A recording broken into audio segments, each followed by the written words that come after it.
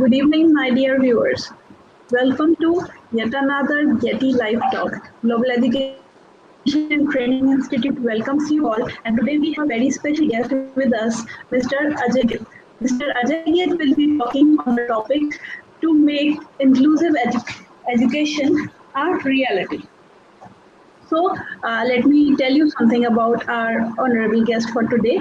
Mr. Ajay Git comes with 35 plus years of work experience in information technology, focusing towards payments, financial service, and telecom domain. He comes with rich experience in successfully leading diversified professional teams projects across Asia, Africa, America, and Europe. He has precisely worked with global organizations like HCL America and USA, UK, FIS, NCR, and his last assignment was with ATOS, Worldline in Payments Financial Inclusion Domain. Having focus on payments and financial domain, he recently worked on financial inclusion projects by implementing new universal small finance and payment banks apart from digitalization for public, private banks and non-banking customers. His strengths are strategic program planner and end-to-end complex program executor in capacity as PMO, project management officer. So I welcome you, sir. Over to you. Okay, thank you so much. Thanks, Dr. Zainab, for the nice introduction. So before I start the presentation, I would like to thank Global Education Training Institute and especially Dr. Sunita Gandhi for inviting me and giving me a fantastic opportunity to present using your well-known platform.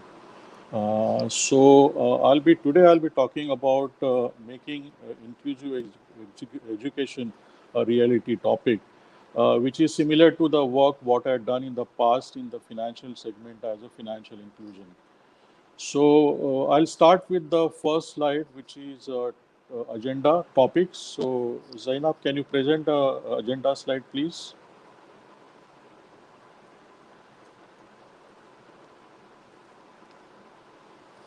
Okay, go to the next slide. Okay, the topics which I'll be covering as part of the topic is I'll just briefly touch upon about the definition with respect to inclusion education. Who comes under inclusion education is a key factor. We should know that. Education system, we will talk about the current challenges what we have. The key stakeholders who need to play a key role as far as the inclusion education is concerned, that's the fourth topic we will talk about. Then we will talk about the way forward, what we feel, what I feel in terms of the policy and the guidelines pertaining to the government and the education blueprint, what I feel is most appropriate moving forward in the inclusion education space and the conclusion. So these are the key topics I'll be talking about. So just let's move to the next slide. Okay, so what is inclusive education? See, there are three keywords. One is diversity. All children, regardless of ability or disability, learn together in the same age in the appropriate classroom. That's a diversity. The equality, it is based on the understanding that all children's families valued equally and deserve access to the same opportunities and the information. That is equality. And what is inclusion? Inclusions, I think the key definition of inclusion is it's a sense of belongingness, right?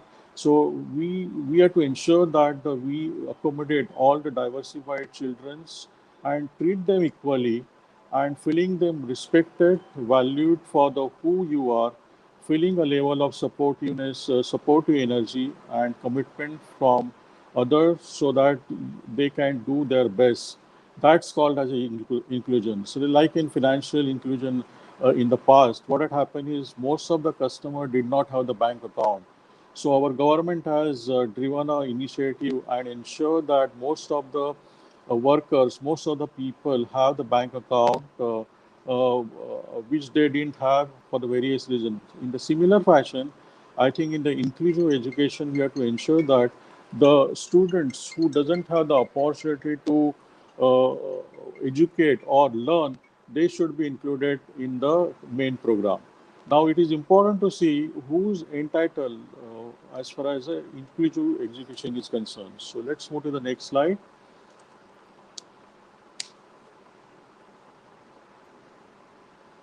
Yeah, who comes under the inclusiveness? First thing is children in the remote tribal areas who doesn't have the access for the basic education.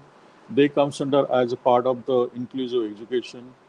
The working children's, you'll find that the most of the children's, especially in the rural area, they work in the daytime and they don't have the access to the normal education which they should be getting it.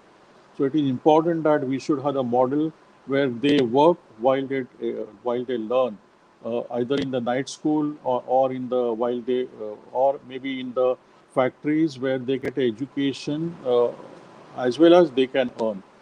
Then the third category is children with the disabilities. It could be a mental disability, it could be a physical disability.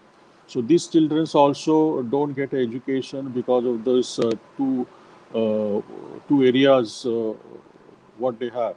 Then the girls living in the difficult circumstances, they also don't get education. So we have to focus on this category also, where these girls are educated. Because see, if you go to the some of the rural areas, where the mindset is they people feel that the girls should not be getting or they should not learn what they will do by getting an education. They have to just get married, they have to cook, they have to produce children, and they have to take care of them.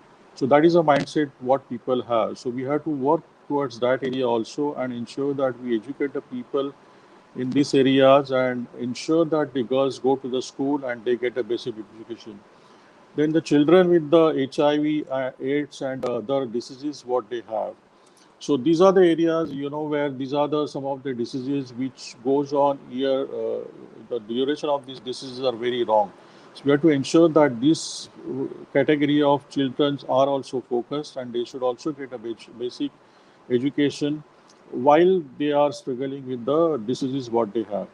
The children, the migrant children, laboral children, the normally what happens if the children, the parents, they come from the different state or to different cities, and if suppose if the children comes from the rural areas and they come to the city like Mumbai, they don't get admission in the schools because they don't have the basic document like maybe a Aadhaar card, maybe a PAN card, maybe a ration card, and they don't get admission in the school. So it is important that we support them and ensure that these migrant children get admission in the schools and they get a basic education.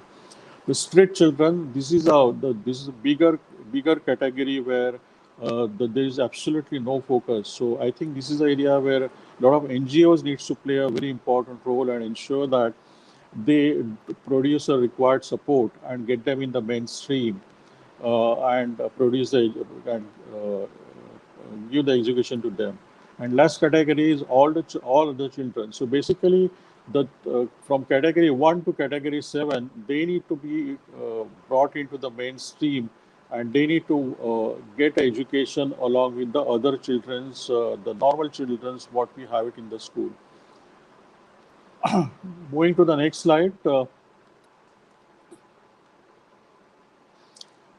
See, what are the current challenges what we have? See, I mean, there are various challenges we have it in the education system.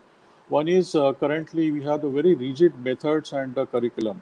We are we are not ready to change the curriculum what we have it in the school, what we have it in the colleges, and it is we don't consider whether this education curriculum what we have it is going to be really useful for the children. So when they grow, when they try to find out a job. So in that case, I think we need to work towards curriculum what we have currently, and ensure that this curriculum is customized so that it will be useful to the childrens in the future. The inaccessible environment, especially to the physically and the mentally challenged children, because if suppose this type of children needs to take the admission in the normal school, they can't take. Normally, the schools will say that okay, we don't have the required environment for this type of children, because the obviously the it could be a physical environment, it could be a mental environment. I'll talk about this thing in the subsequent slide. But because of the inaccessible environment, these children don't get admission in the schools. Then the many repeaters and the dropout. I think these are key area where we are not paying attention. Where many there are many repeaters and a dropout, especially in the COVID situation. You'll find that the dropout rate has been dramatically increased by 20 to 25%, which was not there earlier prior to the COVID. So we have to pay a proper attention towards this area and ensure that why these children are getting repeated or why they are dropping out from the school. There could be various reasons. The children may not understand the curriculum, or they may not be smart enough to cope up with the syllabus what they have. There could be a dropouts because of the financial reasons, or many other challenges which their parents have. So this is an area where a lot of NGOs, a lot of schools needs to work, a lot of foundations they have to ensure they have to work towards and ensure that there is a drop in the repeaters and the dropout childrens. The category 4 is that children and schools are not supported. I mean, see, normally what happens is, even though there is a inclination from the teachers or the schools to accommodate these children, but they are not supported financially. Because if suppose for the physically or the mentally challenged children, if they have to have the environment built in terms of the support organization, they don't have the required fund available.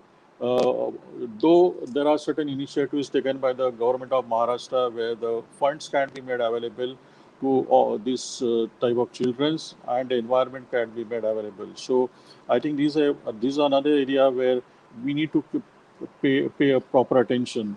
Then the parents are not involved. Most of the cases, what we are seeing is the parents are not involved. Parents don't know what their child is doing in the school, or they don't have absolutely no communication with the school teachers or the principals. Though we have the PTA nowadays, where children and the teacher meet each other and they brief parents saying that okay, your children progress is so and so. But we need to, but this is not true in all the schools, especially in the municipality schools. This process is not well established. We have to ensure that this process is well established in the public sector schools, if not in the private sector schools.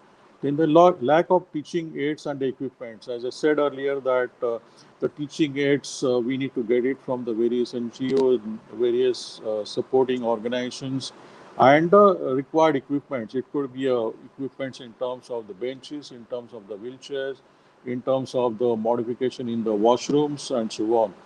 And the poor quality of training is another challenge what we have, because the teachers or the schools are not well aware of the inclusive education program, and because of that, there is a poor quality of training, given to this type of children. And the last one is the school teachers and attitude attitude of some of the schools and the teacher and the skill sets. I think these are most, though it is a last point, this is the most important point, that we have seen that many of the children, they go to the normal school for the admission, but the schools will refuse, saying that no, you are mentally challenged children, so you can't be accommodated in our school. So we have to educate, we have to ensure that schools and the teachers' attitude is changed and they feel the responsiveness toward the society and try to accommodate this type of children. So these are some of the challenges what we have seen in the past, and we have to work towards that. Let's go to the next slide. Okay, so now inclusion education, the key stakeholders. I think this is the most important thing, and we should remember that this can't be changed overnight. And what I feel is this is a journey and not the destination. So what is important is parents' involvement is the most important thing, because if the parents are involved and parents or the society ensure that the children feels that they are they encourage the children, then obviously the community and the other parents will respect the children, and obviously children will feel that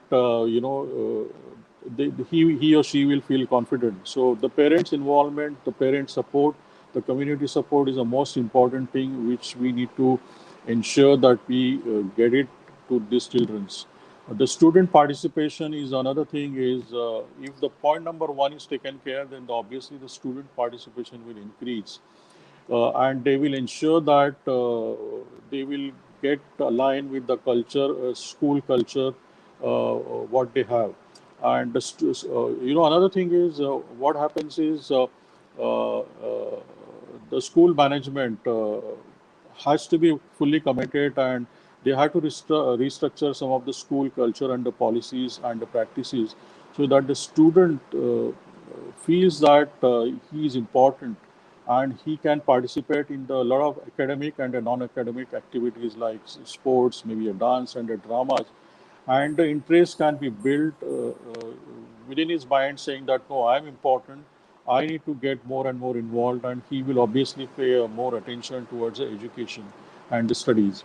The teachers training, I think, is a very important point which was discussed in the various forums while drafting the policies. And see, currently the teachers are not well trained to take care of these challenges with respect to the inclusiveness. And we have to ensure that this needs to be a part of their curriculum while they are doing the graduation or maybe a post graduation, and ensure that they are fully aware. They feel committed. They feel that this is my responsibility to ensure that these childrens are part of the society, and they should be well educated like other normal childrens what we have. So that training has to be given to them. They need to be taught, saying that how the other activities, like for example, uh, how the speech therapy has to be handled, how the occupational therapy has to handle, how the counseling has to be done, and so on. So you may require a specialization in terms of the various topics. You may have to bring some external experts, but we need to ensure that our current staff is fully equipped and fully trained in terms of inclusive initiative, and obviously support service. Like for in this slide, see the top 3 points are pertaining to the involvement from the various entities like parents, communities, students, and the teachers. Then the last 2 points are more of a support activities, support services. For example, the support services I talked about it in the previous slide. So basically, to fulfill the education need, the support services must deliver sincerely and provide, to be provided in the school, because they probably need to do some modification in the structure, the way school, like for example, when the school bus comes, if the child comes with the wheelchair, then there is no facility to get the children from the bus using the wheelchair. So those certain modifications we have to do, like what we have it in the Western countries.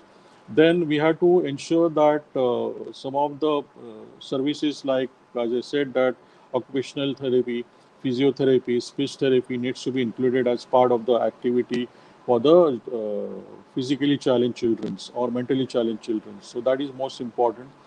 Then the special education we should collaborate with the team, with the mainstream teachers to monitor the progress. Because see, normally what happens in our countries, we start the program and then we don't monitor it. So what we need to do is we need to have the targets given to the school, saying that okay, you need to ensure that you accommodate maybe 100 students a month or maybe 3 months in the mainstream, and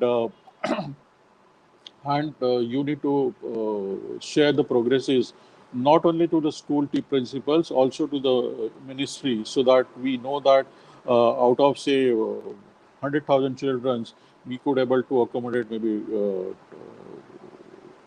25,000 students per month. So the proper monitoring has to be there in terms of the support services, apart from building the physical and the mental support services. And there should not be any barrier in terms of the environment. See, normally what happens is If the mentally challenged or the physically challenged children, so if they take the or maybe a poor children, if they take the admission in the normal school, the all the places are not accessible to these childrens, maybe because of the various reasons what we have. So we have to ensure that we should not have any restriction uh, for these children, and we have to ensure that we build that culture within the school, within the children's, within the teachers, and we give that comfort to these children so that they feel that they are normal as other students and they could be brought into the mainstreams. Let's go to the next slide. Now, way forward with regards to the policies. So there are two key points which are highlighted in yellow. To realize a dream of inclusion, it is imperative to have the synergy between the various sectors of the society, wherein the responsibilities are shared equally. So this is a very important thing. I mean, the education inclusion cannot be driven only by the school, because unless and until you have the support from the government, you have the support from the business community, you have the support from the support organization, you have the support from the various doctors, you have the support from the teachers, principal. It is not possible to have this problem resolve or get a education inclusion in the fast track mode. And the second thing is the effective implementation of the inclusion. There were certain recommendations made during the international conference on inclusive education held in New Delhi, I think, a couple of years back. The key points what they highlighted was national education policies should be effectively assimilate inclusive education in terms of the general education system. See, currently, teachers' training was highlighted as a key point. Establish a model. They said that we need to drive this as a program and have the project management done, and have the model school established so that we can have this implemented for other schools. The second point was teachers' training program, which I highlighted in my previous slide. That this is must. That there has to be a training while they do the studies or maybe while they are working. So this is the most important point. Education system should also sensitive to the students, parents, and the school administration, teacher support staff about the importance of the inclusion in the education system. There has to be a provision to support this, which we discussed in the previous slide, and obviously there has to be a mobility and independent functioning for these learners and disabilities. Then obviously the fourth point was education system reform. This is a we have to provide a flexibility in terms of the curriculum and evaluation customized to the need of the learner. This is a key point. See, currently we are not flexible enough to modify the curriculum what we have currently. I think we need to have the modification done, which will be more suited to these childrens. Then the obviously we need to probably introduce a additional stream, like we have the stream like science, arts, commerce. Probably we need to introduce additional stream for this type of children so that they can accommodate and they get the basic education what they needed. And obviously then obviously we need to include the the additional skills, the vocational training as part of the curriculum, which is a need of the time. Then obviously there has to be a data and a research system should be available, because see, only telling that okay you execute it is not going to help. We need to have the proper mechanism in terms of collecting the data, giving the target, seeing the progress, and giving the making the modification as and when required, which is very important. I mean, this is exactly what we've done when we have executed the financial inclusion for various banks and the unbanked customer.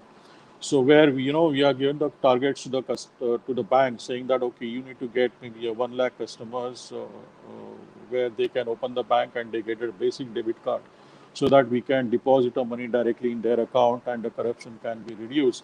Similarly, we need to give the targets to the school, saying that okay, per month you need to get 100 schools or maybe 100 students or maybe 50 students accommodated in the mainstream, and that progress needs to be monitored very closely. And if if at all there are any modifications to be done, we have to make the modifications. And obviously, as I said in the earlier slide, we have to routinely capture the information about dropouts, transitions, and academic achievements of all the learners. And the last point is strengthen the collaboration. As I said, that is very important. We need the collaboration within the community, families, the local governments, then the professional bodies, which is very important because certain syllabus needs to be customized in such a fashion that when the child comes out of a school or the colleges, he or she can immediately use that skills for getting the jobs rather than doing some other course and not getting the job.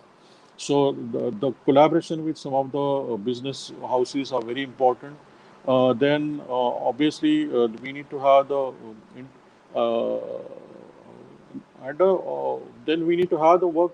We need to work with the various national and international academics to promote the inclusive education, because there are a lot of foundations globally where they already have the blueprint ready for accommodating this type of children. So we need to make use of it and ensure that this can be implemented in the India and accommodate more and more children in the mainstream.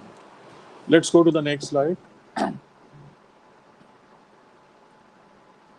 Okay, the next slide talks about sort of the education plan, and this should be centralized, keeping in mind the child and the community centered services. Where, as I said, that the global initiative and the country education system, we need to form the policies, governance, leadership. Education financing is very important from the various sources like NGOs, the foundations, various business houses, the education workforce at the central level, at the school level is very important. Having a MIC is very important. Then the curriculum needs to be customized in such a fashion that it can accommodate more and more children. Then obviously, once we have this basic thing ready, this can be delivered as an education initiative. The key attributes towards it is access, equality, quality, and sustainability, as I spoke about it in the first slide as a definition. And the education outcome, whatever we get, we need to see the impact, and we need to have the modify. We have to modify it to ensure that the quality is delivered as far as this inclusion is concerned.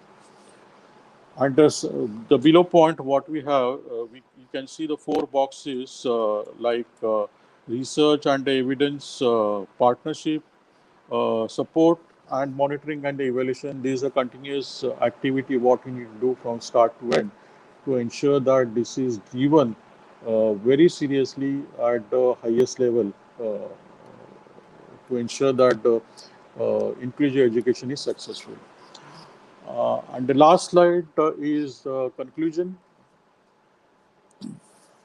So basically, making education accessible to the all children with or without disability is everyone's responsibility. It is not only the school's responsibility, it is a responsibility of the society, it is a responsibility of the government, it is a responsibility of the parents, it is a responsibility of the business house, and so on. And that's the reason we need to have this synergy between all these entities.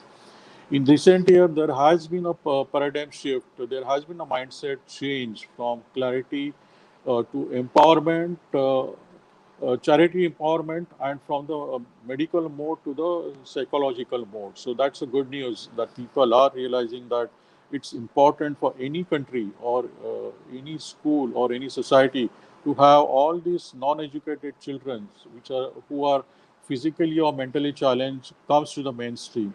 And the journey of this inclusive education has overcome a number of challenges in the past, in the last few years, and it has gone into a significant change ranging from negligence, discrimination to inclusive thought process and barrier-free and a right-based society. I think which is a good news. But yeah, we have to do a lot of work. This is just a beginning. This is not a destination, and it will take few years before we reach to our destination in terms of accommodating all these students, all these children in the mainstream. And the last point is the draft national education policy currently under the deliberation.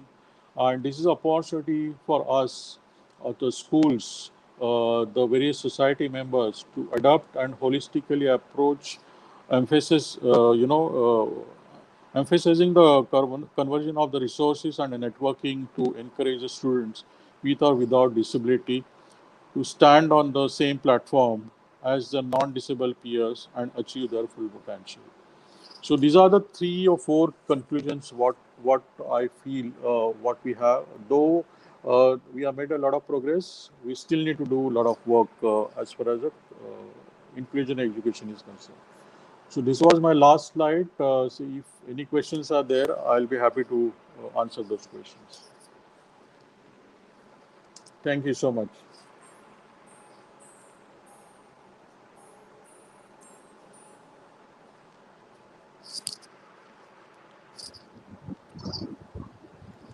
Thank you, sir. Thank you. Very enlightening session, and inclusive education is what we want. And as a teacher, as a school leader, this is the responsibility upon our shoulders that we do this in our schools. So I have this question for you, sir. Okay. As you have been working for financial inclusion, so what are the similarities in financial inclusion and inclusive education? Okay, I think this is a very good question because we have a very good example in recent past where government has taken initiative in terms of the financial inclusion, and they have accommodated a large number of customers or the people in the financial inclusion where the banking service was not available to them. For example, if suppose the person is working in West Bengal in the mines, he used to get money in cash. If the government pays 100 rupees a day, he used to get maybe 20 rupees a day. So that much corruption and that much leakage was there. But because of financial inclusion, what had happened is he could get money in his account directly. He could get 100 rupees, that is his wages. And so what had happened is government has taken this as initiative and given a target to various banks in terms of accommodating these customers as financial customers. Plus, they are given the additional licenses to the private financial sector entities, and they could operate as a potential bank. For example, the Paytm is a Paytm bank, or maybe Fino is a Fino bank, and so on. So they are given the licenses to 20 such non-financial entities, but the private sector entities, and they could open as a bank with certain restrictions. Plus, they are given the licenses to some of the payments bank, and they are going to give the licenses to additional financial institutions where they can open as a bank and accommodate more customers. Similarly, in the education inclusion, we have to give the responsibility to the schools. We have to give the responsibility to the NGOs. We have to give the responsibility to some of the foundations who supports various schools and the colleges, and ensure that the children are accommodated and they should be properly tracked on the monthly basis. So that's the reason I feel that the water blueprint, what we have had it for the financial inclusion, can be utilized for the education inclusions. So answer to the question is there is a lot of similarity. There are obviously we need to do some modification to ensure that it adheres to the education industry. Thank you, sir. Thank you for your answer. I totally understood. So I have this question for you in the comments on the Facebook comment section. Do you think that teachers should first understand equity and then equality in inclusive classroom? Can you repeat? I mean, your voice was not So clear. they are saying that teachers should first understand equity and then equality in inclusive classroom. Yes, absolutely. Because when you say equity, what do you mean by that? Miss Mr. Karthik Banerjee has posted this question. What Okay. does he mean by equity in this? No, because equity will have a different meaning, right? Equity, it Yeah. could be a financial equity, it could be, Yes. uh, it could be anything. Matlab, I guess he wants to say that you be impartial and be fair to all the children in the class, and then only you can have a inclusive classroom. Absolutely, that is a need because see, Hmm. I mean, take this normal example. If you go to say any international school, forget international school, any private sector school, and Hmm. if any physically challenged or the mentally challenged children or the child wants to take the admission, the first feedback will be no, you can't get the admission in our school because we are not equipped, or they may feel that if we because if we give the admission to this type of children, he or she may not be able to accommodate, or may not come to the speed with the other children's, and there could be a the financial disparity they may have it between the physically or the mentally challenged children or the financially challenged children with the normal children. So that mindset has to be changed within the schools and the teachers, which is the biggest problem what we have. So what Karthik said is we have to find out if I understood the meaning of equity properly. Yes, they need to understand that before we reach to the equality. Okay. So this is it, sir. In your opinion, either the school leaders or the teachers who should be held, like given the responsibility to execute this inclusive education?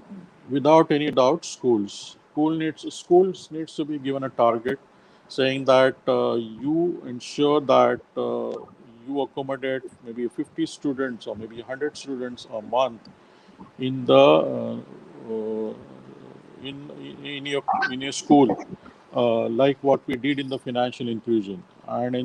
So if you do that, then obviously you will get XYZ benefit. So the school has to be overall responsible, and that responsibility will given to the student to the teachers and down the line, so that whatever targets which government will set, the ministry will set, is adhered to.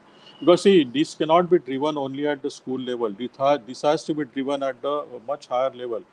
That's the reason if you see my second last slide where I have the flow chart, it has to be a initiative from the central government or maybe a state government working with the global organization, making use of their experience, and given the responsibility to the schools or the colleges to accommodate these childrens.